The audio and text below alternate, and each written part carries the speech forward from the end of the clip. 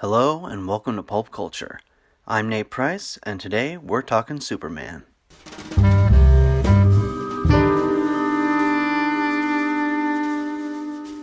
The Man of Steel has come a long way since his 1938 debut in Action Comics #1, and with over 80 years of adventures across film, television, and animation, there's a Superman story for just about everyone.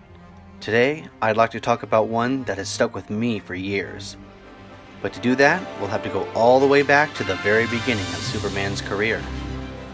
His second issue, as a matter of fact, released on October 4th, 1939, written by Jerry Siegel and drawn by Joe Shuster.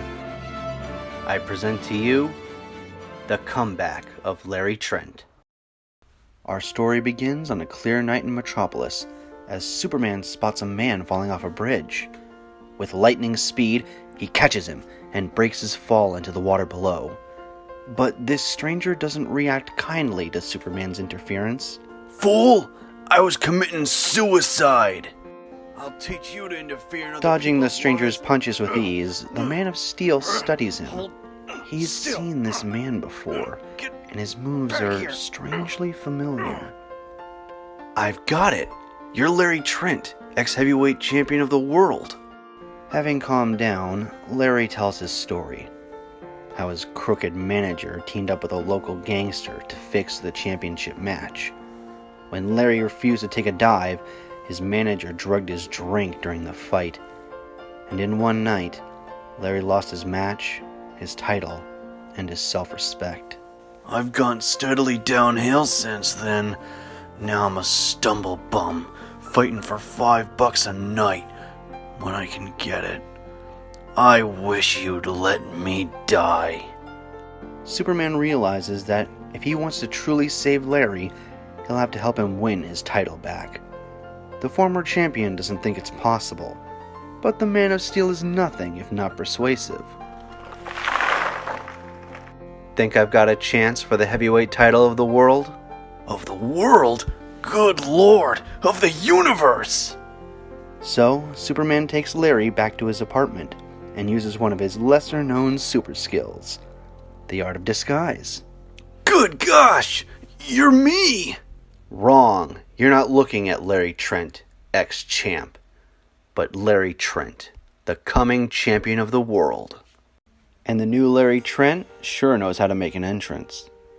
"Ladies and gentlemen, you're about to witness 12 men battling together in one ring.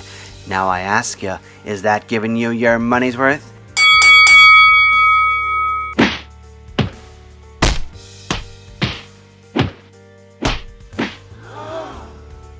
Got any more? The winner! In between matches, Superman helps Larry get back into fighting shape. "You left yourself wide open that time, Trent." Next, the Man of Steel visits fight promoter Jack Kane and his boxer, Slugger Barnes. Never fans of Larry Trent, the two decide to play a nasty trick on the unsuspecting Superman by lighting a match under his feet. Needless to say, it doesn't go quite as planned. "This is gonna be funny. What the? He don't even feel it? Ouch! My finger!" Practical joker, eh? Laugh this off. "Oh, my head. Why didn't you warn me he had a sledgehammer?" "Sledgehammer nothing. That was his fist." Kane tries to throw Trent out, but Slugger convinces him to set up a match instead. "First time I ever heard of you giving anyone a break." "Match him up against me. I'm gonna pay him back for that lucky punch with the worst beating of his life." Back at the apartment, the real Larry is having doubts. "Oh, what's the use? I'll never get back into good condition anyway." What you need is a little encouragement. "Why, you... blast you! I'll mow you down!" It worked. Soon enough, it's fight night. And Slugger Barnes intends to make good on his promise. "Here's that punch back with interest! Yow! What the..." But he's no match for the Man of Steel. At least Larry's enjoying himself. Attaboy, Larry! Knock the stuffing out of him! Barnes keeps wailing away regardless, and quickly tires himself out, until he's KO'd by one of his own flailing punches. 8, 9, 10, you're out! And so, the comeback of Larry Trent is heralded by thunderous applause. Applause, and the reappearance of Trent's crooked manager, Tom Croy.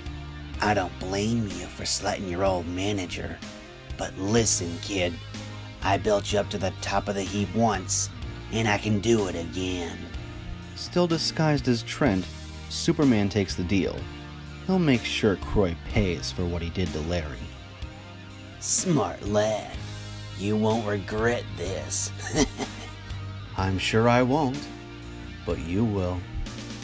In the meantime, Trent rises through the ranks with victory after victory until the night of the championship match.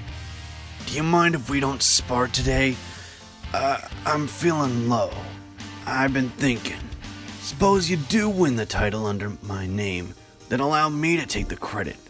What does that give me but a hollow victory? So that's what's bothering you. Listen, our constant training has put you in excellent condition. Tomorrow, you're going to enter the ring and win that title.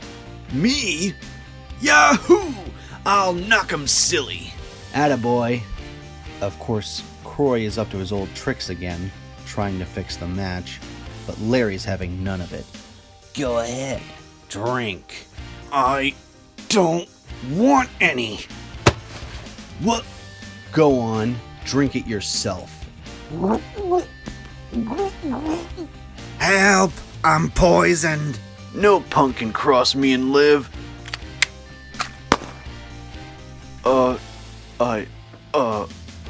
I'll go to jail now. With those two out of the way, Larry wins the championship match. But Superman is nowhere to be found. That's strange. The apartment's empty. Except for this note. You don't need me any longer, Larry. And so, farewell. Sincere congratulations, Superman. Not bad for an 80-year-old comic, huh?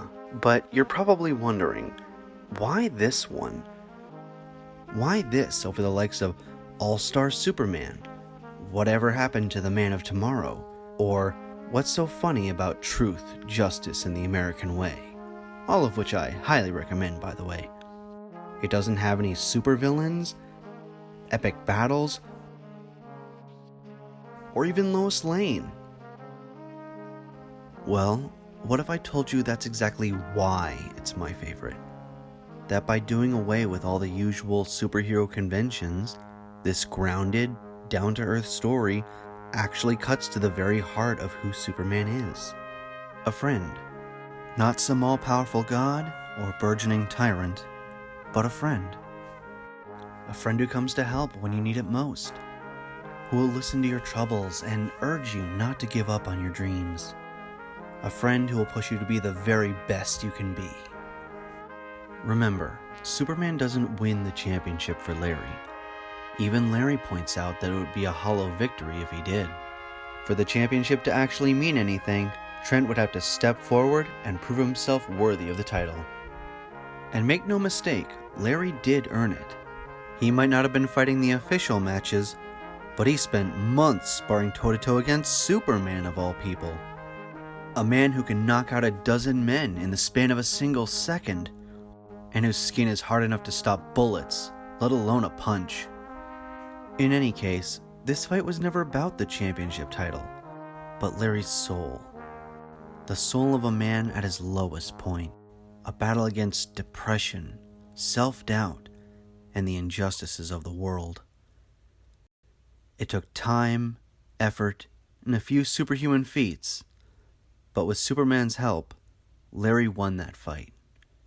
And that's the real comeback of Larry Trent. Because the toughest battles we face take place not in the ring, but within ourselves. And we don't have to fight them alone.